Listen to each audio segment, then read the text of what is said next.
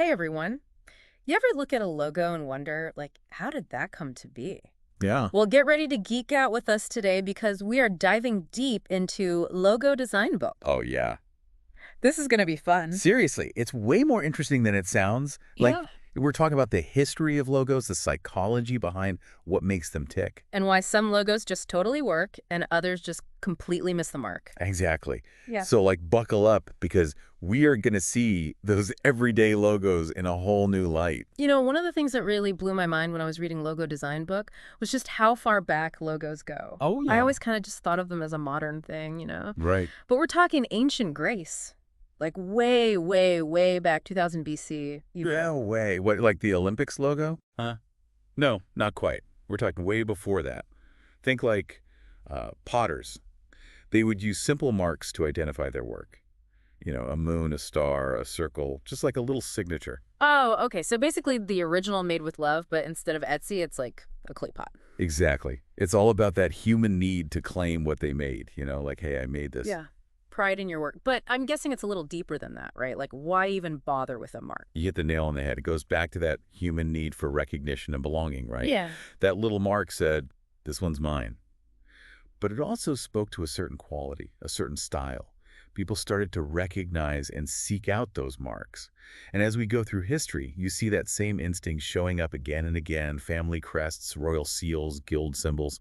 We're hardwired to look for those visual cues that say, this is part of my tribe. It's true. Even today, we're drawn to brands that get us, like we identify with their vibe. Absolutely. And it all started with a simple mark on a clay pot. Wow. Okay, so from clay pots to like coats of arms, we've established that humans love a good symbol. But when did those symbols make the jump to like the marketing powerhouses we see today? Well, Logo Design Book points to the 1800s with a name you definitely know, Procter and Gamble. Okay, the soap people. Among other things, right. Eh.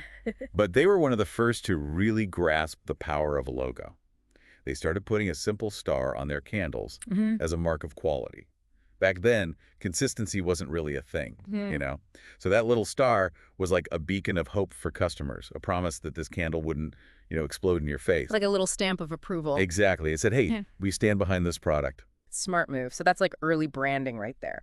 But things really took off when the printing press entered the scene, didn't they? Oh, absolutely. Suddenly you could put your logo on everything. Posters, flyers, packaging. Yeah. It was a game changer. Yeah. And Logo Design Book highlights a pivotal moment, Base Beer. They trademarked their logo in 1870. Really? Wow, that's early. Right. It was a huge deal because it showed the world that a logo wasn't just a pretty design. It was a valuable asset, something worth protecting. It's like intellectual property, right? You're protecting your brand identity. Exactly. And that brings us to, I think one of the big questions in logo design. Is it about being trendy, changing with the times, or is it about creating something that stands the test of time? Like, what makes a truly great logo? $1 million question right there. I'm curious to hear what the book has to say about that. Well, they use Coke and Pepsi as examples. Classic rivals. Right.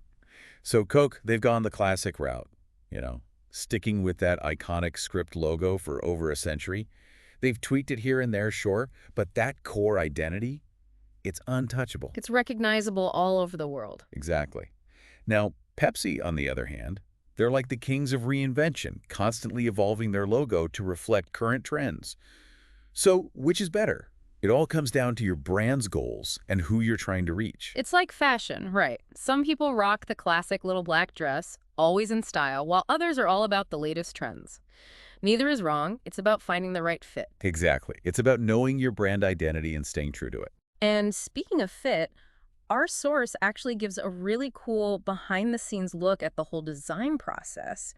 It's pretty wild to think that even like the most iconic logos we know today, they all started as like doodles, right? It's true. Logo Design Book really demystifies the process. Like, it's not just some bolt of lightning light bulb moment. I feel like people think that about creative stuff all the time, but it's usually a lot of work, right? So much work. It's all about iteration. A designer might start with a rough sketch on a napkin, then play around with different concepts, colors, fonts. It's like chiseling away at a block of stone, gradually revealing the masterpiece hidden within. I like that. Yeah, it's a process of refinement. And speaking of things that add polish, we got to talk about color. It's not just about what looks pretty, right? It's a whole psychology thing. Oh, absolutely. Colors evoke emotions, and we can't ignore that when we're designing a logo, right? Like, think about those fast food chains. So much red and yellow. Exactly. And there's a reason for it. Red, it stimulates your appetite, and it actually creates this sense of urgency, while yellow is associated with happiness and optimism. Hmm. They're trying to make you hungry and happy all at the same time. Wow, I never even thought about it like that, but it makes so much sense. It's like subliminal messaging, and they're not Yeah. just like picking colors out of a hat, are they? There's got to be a method to it, right? You mentioned color harmony earlier. Oh, yeah. Color harmony is super important. It's like, you know, you wouldn't just throw on any old clothes together, right? There's an art to putting together an outfit that works. It's the same with colors in a logo. They have to complement each other.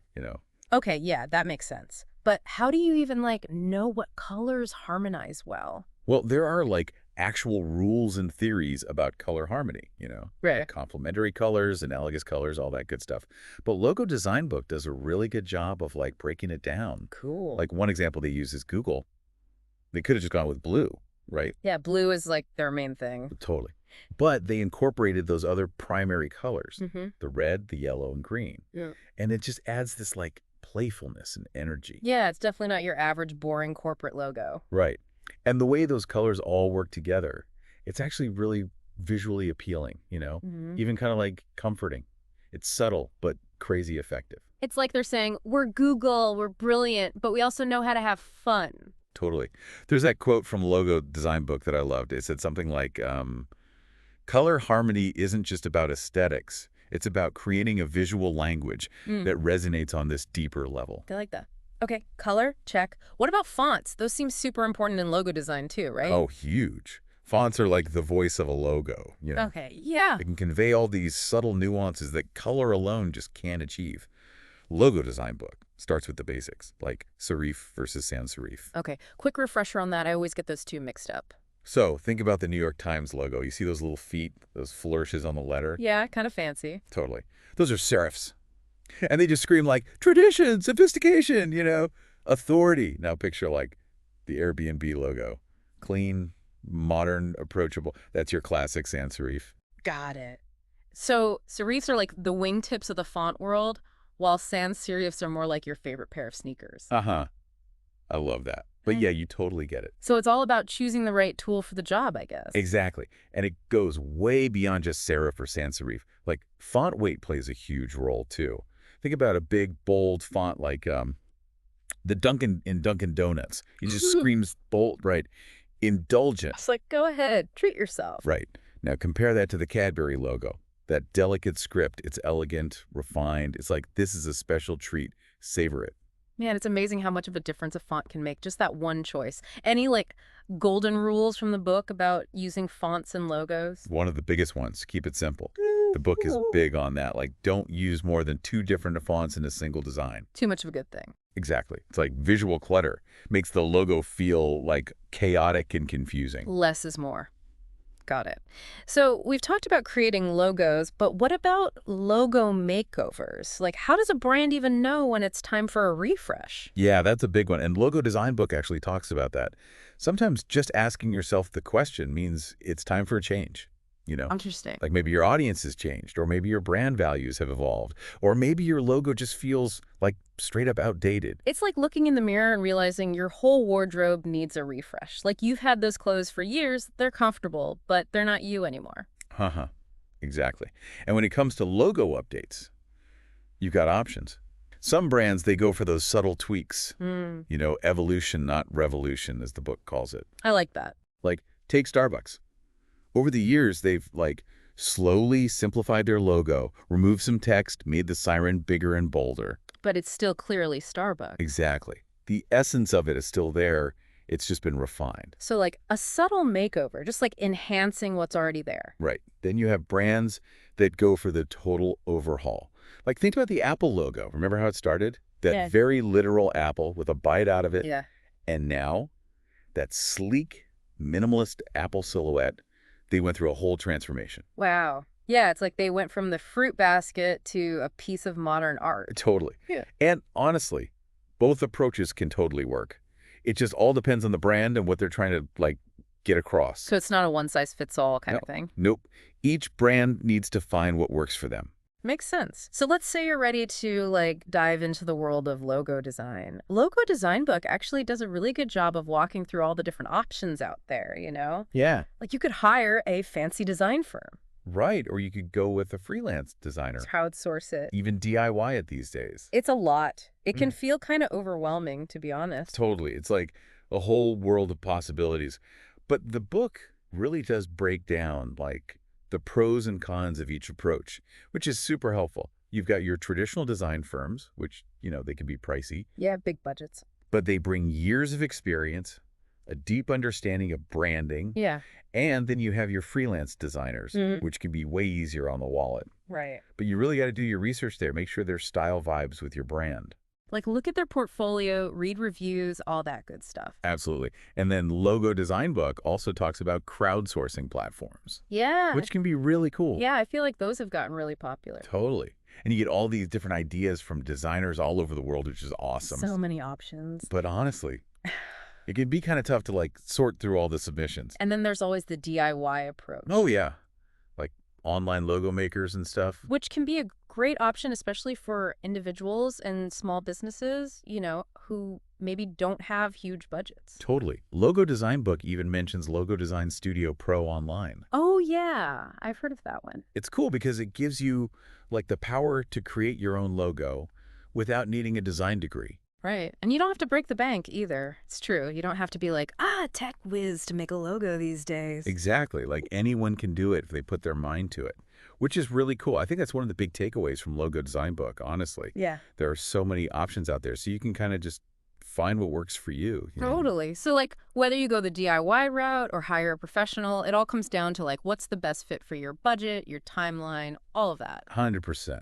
So as much fun as it's been geeking out about logos, So much fun, by the way. I know, right?